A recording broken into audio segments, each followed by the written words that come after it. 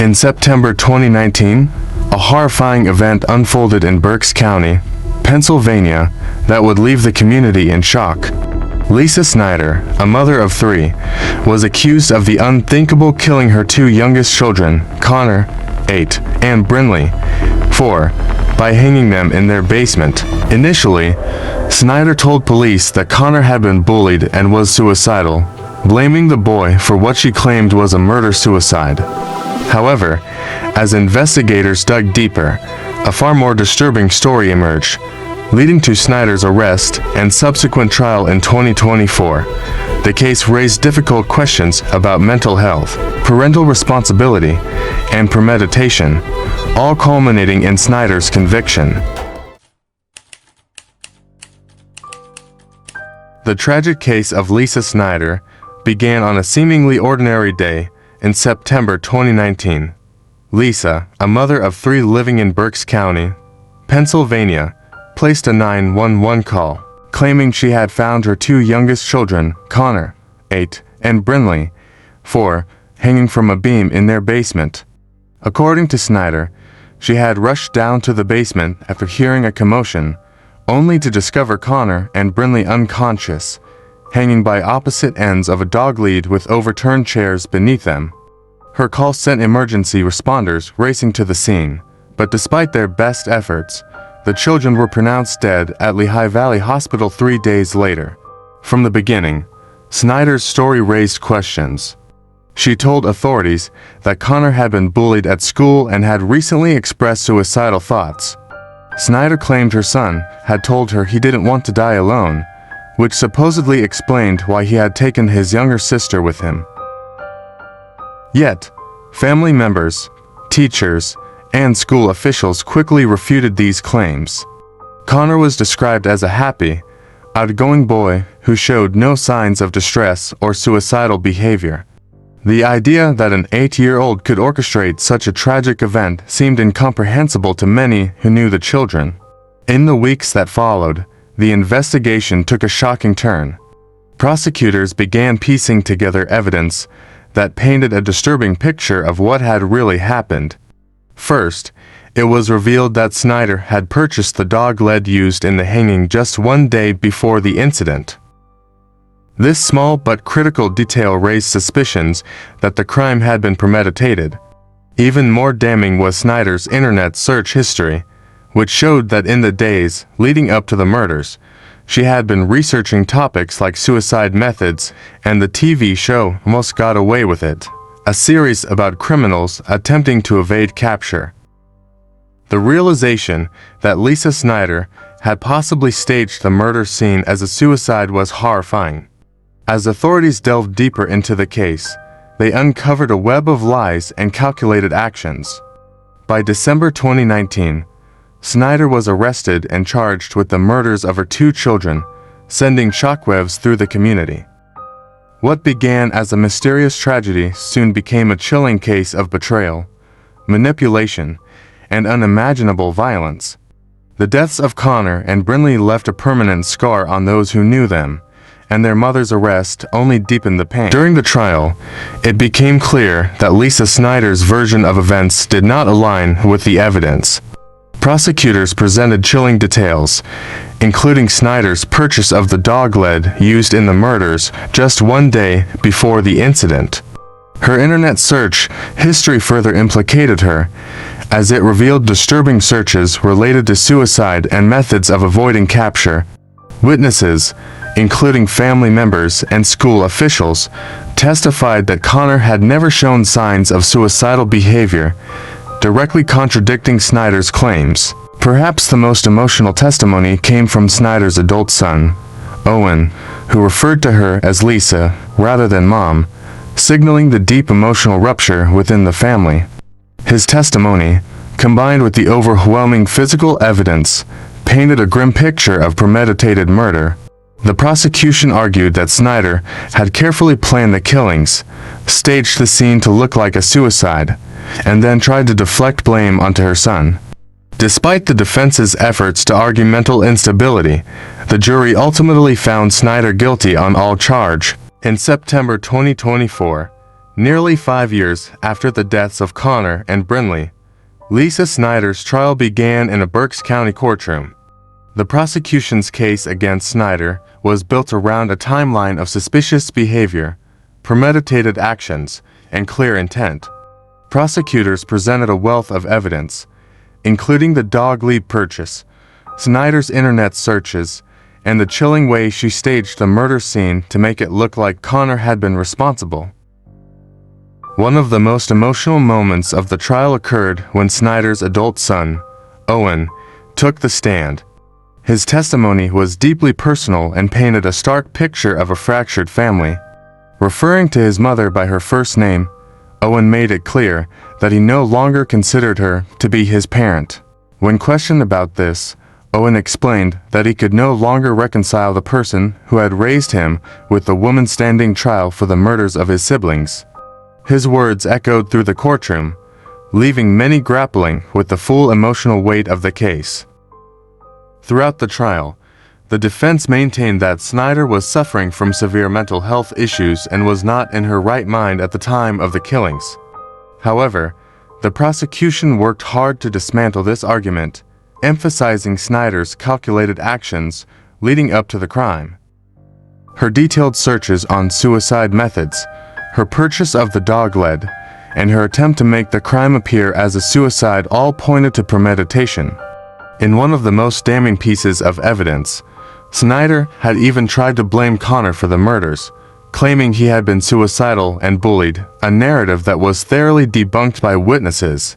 The trial lasted several weeks, with both sides presenting their arguments about Snyder's mental state, her intentions, and the extent of her responsibility.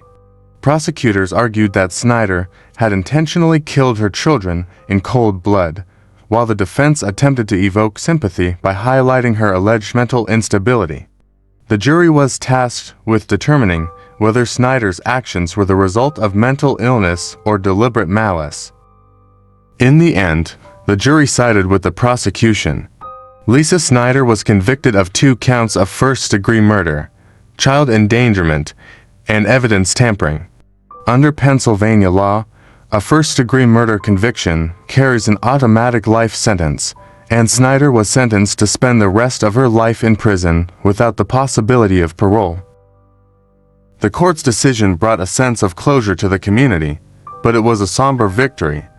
District Attorney John T. Adams expressed his satisfaction with the verdict, stating that the brutality of the crime was unimaginable and that Snyder would never see freedom again.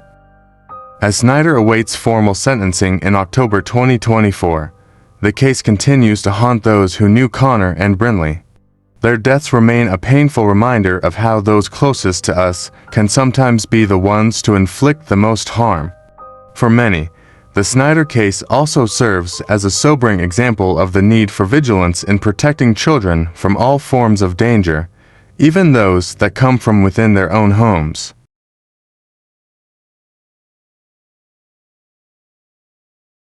Okay, so get ready for this one, because today we are diving into a case that is really going to stick with you. It's tragic, it's disturbing, and we've had a ton of requests to cover it. This is the Lisa Snyder case. Yeah, this one is rough. So we're going to go through court testimonies, news reports, the whole 9 yards, to try and understand how 2 young children ended up dead in Berks County, Pennsylvania. Right, and what makes it even more disturbing is that it seems like something that nobody would ever see coming. I mean, we're talking about an ordinary day, September 23rd, 2019, when all of a sudden you've got this frantic 911 call. And on the other end of the line is Lisa Snyder, a mother of 3, saying she's found her 8-year-old son, Connor, and her 4-year-old daughter, Brinley, hanging in the basement. It's just unimaginable. Now put yourself in the shoes of the first responder, walking into that basement. What they found wasn't just heartbreaking, it was immediately suspicious. Yeah, right. I mean, how could this be possible? The children were found hanging from opposite ends of a dog leash, chairs overturned nearby. It's seen that immediately raises red flags. You know, that's the kind of detail that makes you stop and think, hold on, this doesn't add up. It's just not typical. Using a dog leash, especially for children that young, it's simply not a typical method for suicide. It's unusual, to say the least. And that's exactly what investigators, and I'm sure the entire community, were left grappling with. Right from the beginning, authorities suspected there was something more to this story than met the eye. This wasn't just a tragic accident. This felt calculated. And the more investigators dug into Lisa Snyder's story, the more things just didn't seem right. Okay, so what did she say happened? What was her explanation for all of this? So she claimed that her 8-year-old son, Connor, was being bullied at school and had become suicidal. Okay. She even told investigators that he confided in her, saying he didn't want to die alone, implying that he somehow convinced his little sister to join him. Wow. So we've got a mother painting this picture of a young boy so distraught, so desperate, that he takes his own life and convinces his little sister to do the same. I mean, it's heartbreaking. And it naturally makes you wonder, what could have been done? How could anyone miss these warning signs? Right. And you think about bullying, especially at that age, it can be absolutely devastating. We know that. But in Connor's case, the story just didn't seem to line up with what others were seeing. Oh, really? So the investigators start looking closer, talking to family, friends, teachers, anyone who knew Connor, and they're getting a different story. Yeah. Family, teachers, classmates, they all described Connor as a happy kid, well-adjusted. There were no signs of him being suicidal, no red flags at school. It just didn't match the picture Snyder was painting. So it's like there's this crack in the story, and it's starting to spread wider. Yeah. And in today's world, we leave a trail, don't we? A digital footprint of our lives. Yeah. Did investigators go down that road? They did. You know how investigators are always piecing together a puzzle, right? Well, in the digital age, part of that puzzle is often someone's internet search history. It's become a really common practice in these kinds of investigations. And let me tell you, what they found in Lisa Snyder's search history was chilling. We're talking searches for suicide methods, searches for information about the show. I almost got away with it. Whoa. Really disturbing stuff. So not only are there inconsistencies in her story about Connor, but now there's this digital trail suggesting she might have been researching how to stage a suicide. Exactly. And it gets worse. They also discovered that she purchased the same type of dog leash used in the children's deaths online, and get this, just one day before they died. Oh my God. That discovery really shifted things for investigators. It planted the idea of premeditation. It suggested that this might not have been some impulsive act, some terrible tragedy fueled by a mental health crisis. This was starting to look like a planned, calculated event. And one thing that's really important to remember here, and I think it adds another layer to everything, is that this wasn't just happening behind closed doors, right?